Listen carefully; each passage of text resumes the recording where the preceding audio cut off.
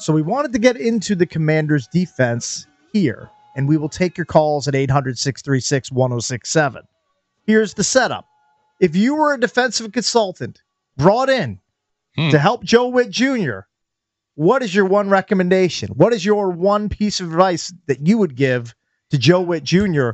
going forward to help what has become a leaky defense? I'm sure a lot of people are going to say replace Marshawn Lattimore.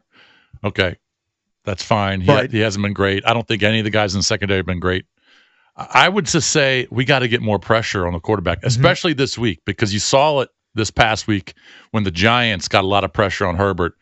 They got to him. They sacked him. They caused a lot of long second downs and third downs. They also forced him into throwing 2 picks. He just wasn't sharp.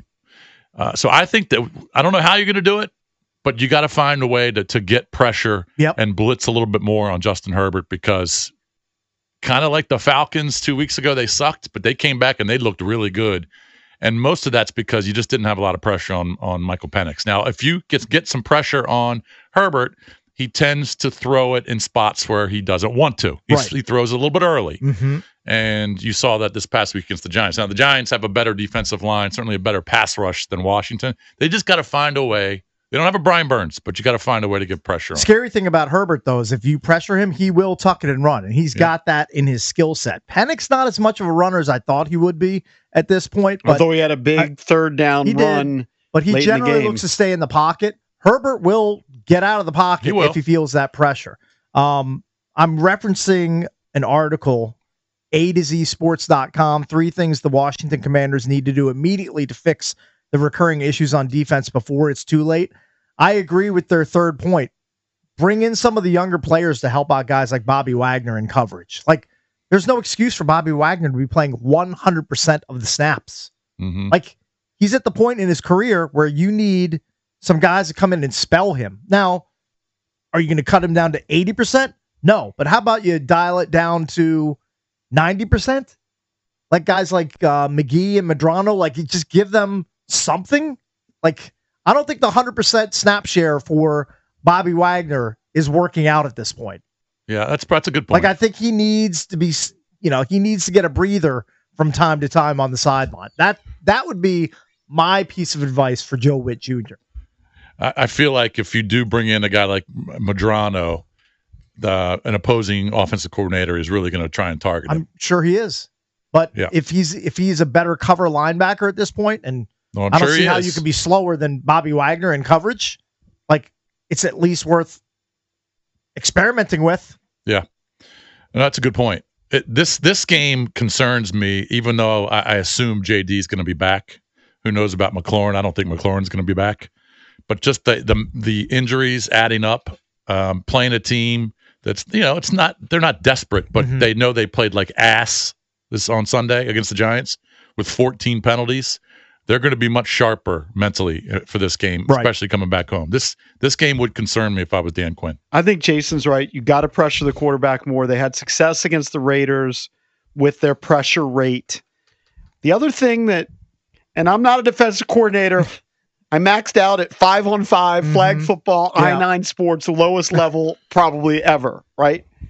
But watching it on TV, not watching the All-22, it looked like they were playing so much zone and allowing Penix to pick them apart.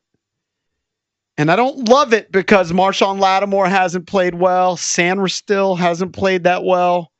I'm going to play more man and challenge the guys and go after the quarterback, play a little more man, and not the soft zone that they seemed to be playing last week.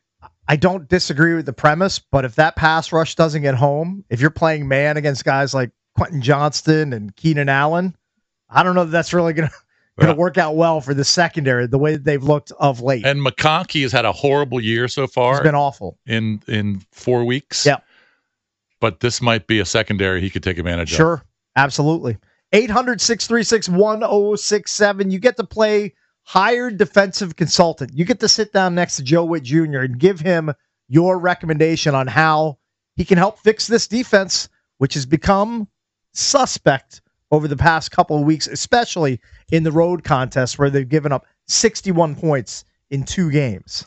Let's go to Kevin in D.C. Kevin, you're on with the Junks. Good morning. Hey, good morning, Junks. What's up, Kevin? My big issue with him, since week 1, we haven't been doing no stunting. He barely blitz. Mm-hmm. Like, he need to get more aggressive on defense. Marshawn Lattimore not the problem. You can have Champ Bailey over there. The cornerback's not getting no pressure. The line not getting no pressure. Who do we blame? We have grown men that's getting paid a lot of money. You telling me you're gonna let that guy in front of you take your check? Sometimes you have to man up. He was getting pushed around all day Sunday. You got to start pushing back. And I think Joe Whitt need to go. Dan Quinn too friendly with his boys. You need a new defensive coordinator. Wow. All the way around the board. Because if you look at his play call, it's so like my 11-year-old daughter be like, "What are you doing? Why are you running zone?" Like, it's just common sense that the human eye can see that he can't see. He's getting paid a lot of bucks to do it. Yeah, the zone feels all right, Kevin, really thanks, man. soft. Appreciate it. Yeah, there was some. They were wide open in. And maybe that was the game plan based on Penix's game the week before. Yeah, where he was highly inaccurate, sailing balls, and maybe they thought. I mean, look, they actually had the one turnover they had. The interception was in a zone. It looked like right, and I guess Penix underthrew it. He did. He underthrew it. Sanders still went up and got it. It's a bad throw. And so maybe they expected to be able to do more of that, and they were playing kind of a patient game. Like, we're not going to let these guys beat us over the top. We're going to play this zone. He's going to make mistakes, and we're going to pick him off. They obviously, but I got to believe they expected to get more pressure too. Probably, but they didn't feel comfortable playing man against those weapons that Penix had. They clearly didn't. I mean, Mooney went out of the game early, but when you're trying to play man against London and Mooney and Bijan, guys like that, it's probably not going to work out for you. And by the way, getting back to the Giants-Chargers game, yes, Justin Herbert can run, but they did a really good job just bottling him up. He only had 1 carry for 20 yards. So they just got after him. They kept him in the pocket.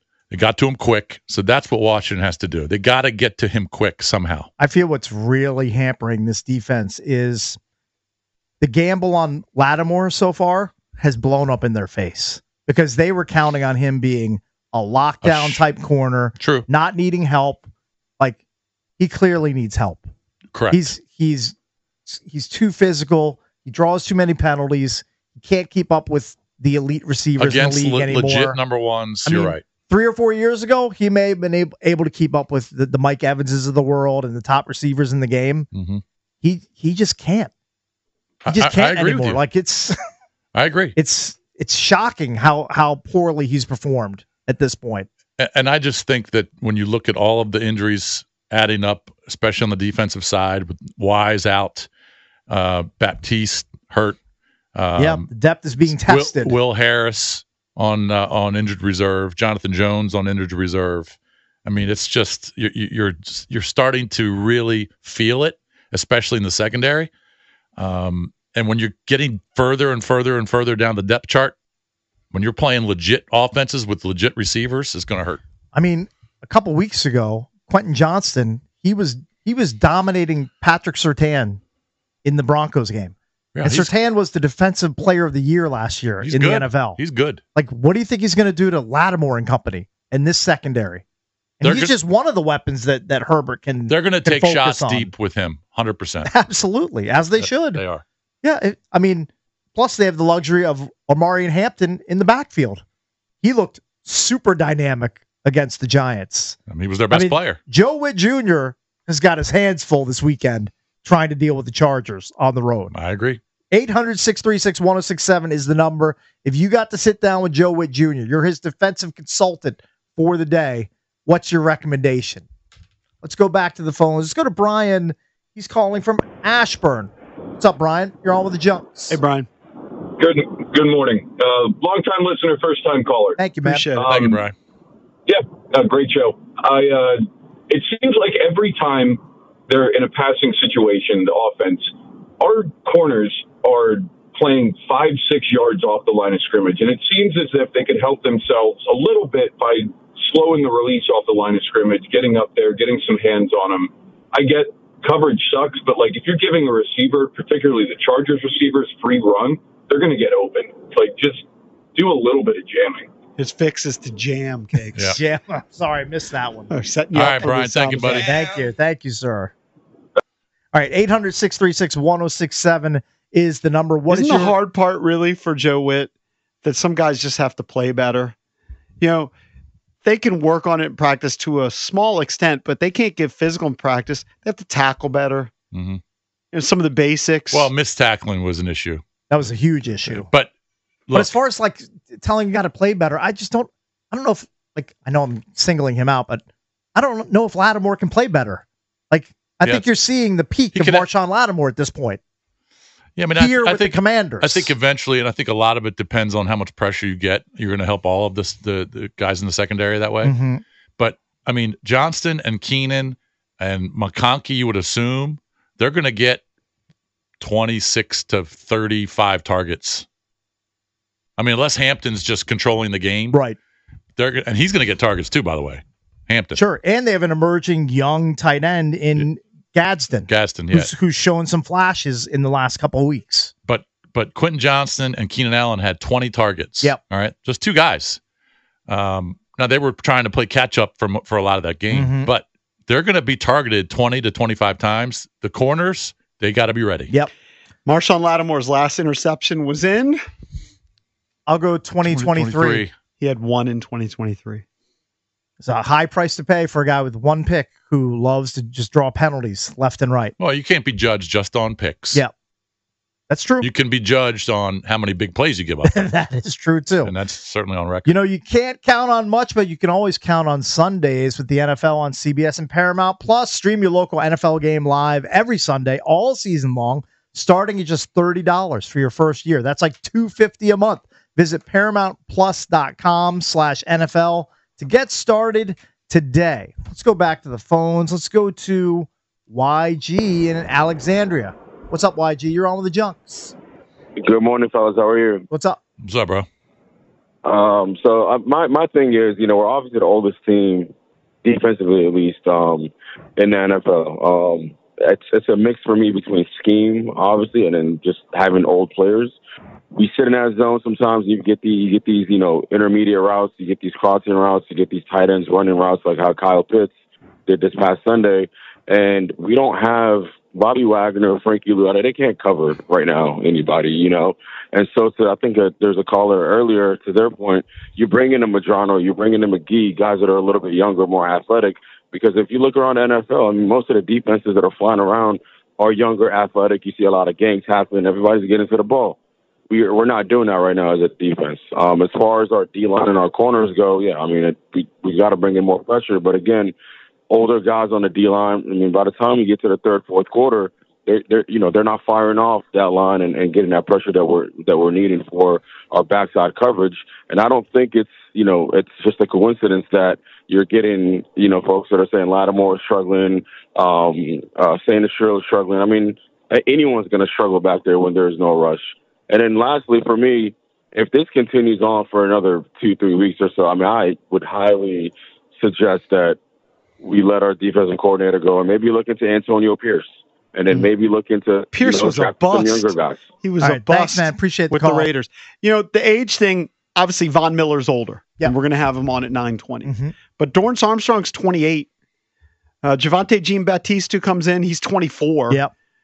Their pass rushers aren't all old guys. I understand Preston Smith is older, who they brought in. Was he even active in this last game? I don't believe so. He might be this week. Von's older, but I don't know that all their guys, in terms of just edge rushers, they may be young. Older. They just might not be very good. Is part of the problem.